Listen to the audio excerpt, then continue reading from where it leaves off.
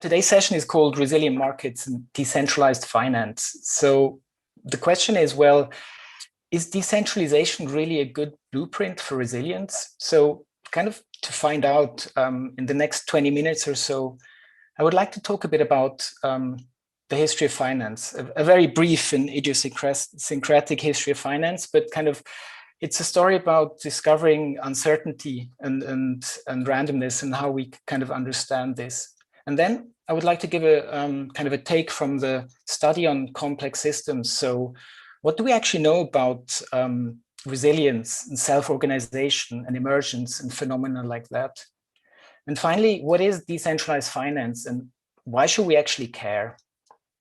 Okay, so in 1776, Adam Smith kicked off kind of the modern version of economics with his influential book on the wealth of nations. This was actually inspired by Isaac Newton's mathematical principles of natural philosophy. And Smith talked about this idea of having this kind of magical hand which orchestrates and guides markets and sort of gets into an ideal state. Then in the year 1900, Max Planck stumbled upon quantum mechanics when he was studying black body radiation. So this really initiated a groundbreaking revolution because it kind of changed the fabric of reality. So this old notion of a clockwork universe died, and we found kind of randomness at the very core of reality. And in the same year, Louis Bachelier presented his PhD thesis, where he used a stochastic process to model price changes. Now, the term stochastic refers to kind of the formal way to model phenomena which are random. Then the year 1905 was a very successful year for Albert Einstein. So he published 4 papers. One was on the photoelectric effect. This would actually help pave the way for quantum mechanics, and this would actually win him the Nobel Prize. So he did not win a Nobel Prize because of his theories on relativity. And this was the second paper he published that year on special relativity, and then on his famous equation E equals mc squared. The fourth paper was not so well known, and it's about Brownian motion. Now, this is the random motion of particles suspended in a fluid, and this was first studied by the botanist Robert Brown. So Einstein showed with his work that basically, well, he gave the empirical evidence that atoms exist, which at the time was still a debated notion. And what this work also introduced was a new paradigm, namely the stochastic modeling of natural phenomena. And then between the year 1906 and 1931, there was a lot of formal work done. Andrei Markov introduced the prototypical statistical process. This is still named after him to this day. And then we had the Langevin equation and the Fokker-Planck equation being derived. Both of these describe stochastic systems. Now, a breakthrough happened in 1942 when Kiyoshi Ito presented the mathematical foundations for randomness, stochastic calculus. And in the 1950s, Paul Samuelson modeled stock markets using Brownian motion. So kind of the forgotten work of Bachelier re-emerged here. And Samuelson will go on to win a Nobel Prize in economics, which actually is not a Nobel Prize, it's a Nobel Memorial Prize in economic sciences. Then in 1963, there was another breakthrough when Benoit Mandelbrot discovered the self-similar nature in financial time series. So this would inspire the notion of fractal geometry and lead to nonlinear dynamics and eventually chaos theory. Then in the year 1973, Fisher-Black and Myron-Scholes introduced their famous equation on options pricing using stochastic calculus. And then in the year 1993, the US House of Representatives voted to stop the construction of the superconducting supercollider. This was a particle accelerator that was being built in Texas. And actually, if finished, it would have been 3 times bigger than the LHC at CERN. But as a result, a lot of theoretical physicists lost their jobs and they flocked to Wall Street. And this is kind of when the quantitative analyst or the quant was born. Then in 1998, we had the hedge fund long-term capital management collapse, and it had to be bailed out. Myron Scholes was also involved in this company. And then the year 2000 saw the burst of the dot-com bubble. And 8 years later, we have the global financial crisis, followed by the sovereign debt crisis. So finally, in the year 2009, Satoshi Nakamoto, whoever that is, launched the Bitcoin blockchain. Now there in the Genesis block, there's a reference to a newspaper article which talks about bank bailouts. So people think this is a commentary on financial instability and actually the motivation for developing Bitcoin. So what do we learn from kind of all of these things? Well, financial systems are not resilient.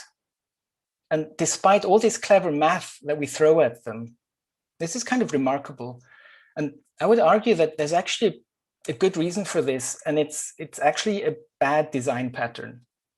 So we humans love to organize in pyramids of power, where you have a king and a queen or a CEO sitting on top, and kind of the power flows through the hierarchies in the structure. Now, while this may seem like a very natural way to organize in tribal societies, it's kind of a question if in today's modern, interconnected and complex world, this is still kind of the right design pattern to deal with the modern problems we're facing. So what can we learn from nature? How does nature deal with complexity? Well, the term complexity science is kind of a loose collection of different approaches trying to figure this out since the turn of the millennium. Basically, this was driven by the discovery of scale-free and small world networks. Now, these are networks which are highly structured and very different to random networks. And these were found everywhere across nature. So in a nutshell, complex systems are comprised of many interacting agents. So this means that the focus shifts away from analyzing the things themselves to analyzing the pattern of interaction of these things. As an example, if you're studying consciousness, it doesn't really help if you start to analyze one single neuron. You're actually interested in the neural network. So this way of doing things introduced a new paradigm in physics, biology, computer science, sociology, and slowly now also in finance and economics. One phenomenon is called emergence. This is when the whole is literally more than the sum of its parts. So the system suddenly starts to show a behavior which you cannot understand and explain by understanding the behavior of the individual parts. And then we have self-organization. So it really appears that there's this fundamental force in the universe which is driving it to ever higher levels of structure formation. This kind of sounds like a teleological force, that is to say, a purpose-driven force. Now, ideas like that get you into trouble as a physicist, and they're usually left to the philosophers. Complex systems are also described by very specific statistical properties. So whereas fundamental systems usually are described by a Gaussian distribution or a bell curve, we see scaling law distributions in all these complex systems. And a formal tool to deal with complex systems are networks. So basically you map the things to the nodes in the network, and the interaction pattern is now given by the links. And once you have your network, it's easy to encode this as a matrix, and then you can start to do the math. And perhaps the most baffling observation or insight that came from all of this is that complex behavior stems from simple rules. Now, this may kind of sound trivial today, but actually no one really saw this coming, because people used to think that, well, simple rules result in simple behavior, and basically that complexity is, well, just complicated. And complex systems often show traits of collective intelligence, that is, behavior that is adaptive, resilient, and sustainable. So let's take an example from nature, swarming. So this happens when a collection of individuals starts to behave as one single superorganism. And the key characteristic there is decentralized decision-making. So there's not one single individual in this swarming population that gets to dictate or orchestrate the behavior. All the individuals are basically just tracking what their neighbors are doing and reacting to how the neighbors are reacting. This allows us to devise algorithms, and we can actually start to describe this behavior using computer models. This is what the field of agent-based modeling does. So now, instead of having a bunch of equations which you try and solve, which is usually impossible for complex systems, you can actually start to simulate the evolution of the system and start to understand the properties that way. Okay, to summarize. So on the one hand, we have nature's decentralized organizational pattern. And on the other hand, we have our human pyramids of power. While one is bottom-up and decentralized, the other is top-down and centralized. Now, it's interesting that all natural systems have feedback loops. This means they're highly nonlinear and very dynamic. This is in contrast to most human systems, which are linear and rigid. So while one design pattern can give us glimpses of collective intelligence, the other one can lead to systemic failures happening. But we are slowly moving towards decentralization. So between the year 1985 and 2015, we saw two incarnations of the internet. So first we had the Internet of Information, where we all sent us emails. And then we had the Internet of Services, where we started to buy stuff online. And since 2015, we have the Internet of Value. This is thanks to decentralized ledger technology, blockchains in a nutshell. And then since 2020, we have the emergence of decentralized finance. So what exactly is DeFi?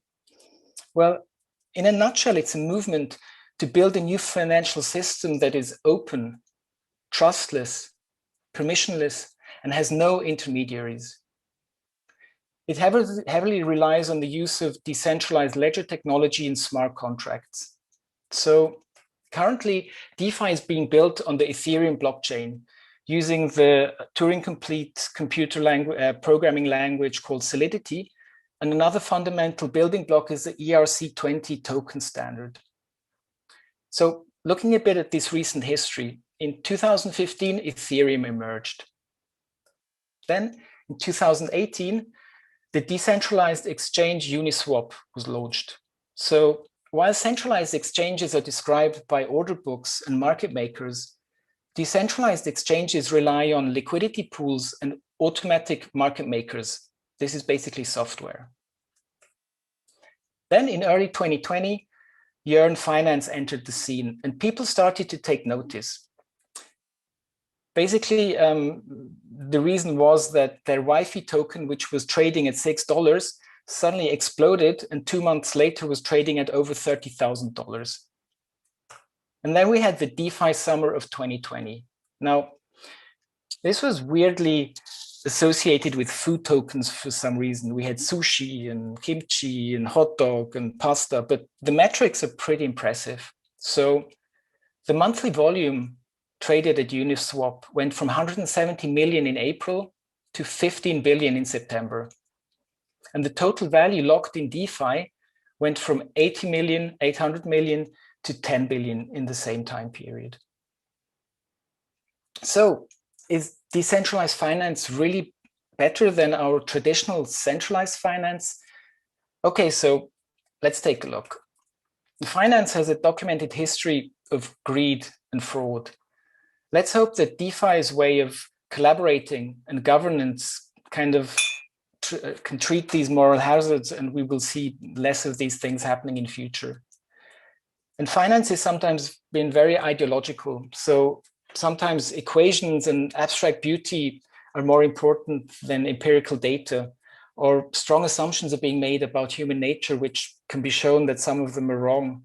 And we also have prominent economist who's on record saying in 2009 that actually, well, financial bubbles don't really exist. So we'll see what happens with DeFi, and maybe this will be a bit less ideological and more open-minded. And I hope to have convinced you that centralization is a bad blueprint to deal with complexity. So decentralized networks are the way to go. And finance has been criticized for being inefficient and non-transparent. So this is one of the key value propositions of DeFi, where we have efficiency and transparency by design. And finance has been plagued by proprietary technology and legacy issue. This one story always comes to mind that someone once told me, where this 70-year-plus software engineer had to keep going back to the bank where he used to work at every couple of months to maintain a system that was programmed and running in COBOL. On the other hand, DeFi gives us open source projects. This means that anyone can download and participate. And finance has also been criticized to create inequality and have high barriers to entry. Again, this is one of the core value propositions of DeFi, to create a more even playing field. And for some reason, no one can really predict and prevent financial crisis from happening. So let's really hope that this new blueprint, which DeFi is using, can show us also glimpses of collective intelligence, like resilience, adaptivity, and sustainability. So we're really at the threshold of a new era where we could see the democratization of finance and resilient markets, but there are still a couple of hurdles to be taken. So everything is software, which means bugs in smart contracts and hacks are a major threat. Then we've had dogmatic things like code is law, even in the face of software bugs. This has led to in-group fighting and disruptions in communities. And on the technical side, scalability is a big issue. But although there's like a lot of very promising and interesting solutions being presented, we still don't really know how this pans out and if we really can get the throughput that we need. And overall, we have no idea how the regulators will react to all of these new developments. And as more and more blockchains keep emerging, one of the next issues to tackle will be interoperability and cross-chain liquidity. And overall, the question is, can we humans really resist the temptation of centralized organization? So Adam Smith was right, but in a very unexpected way. So there is this magical hand which can guide markets, which can lead them to self-correcting and resilient behavior. But Smith was very wrong about the mechanisms that lead to this.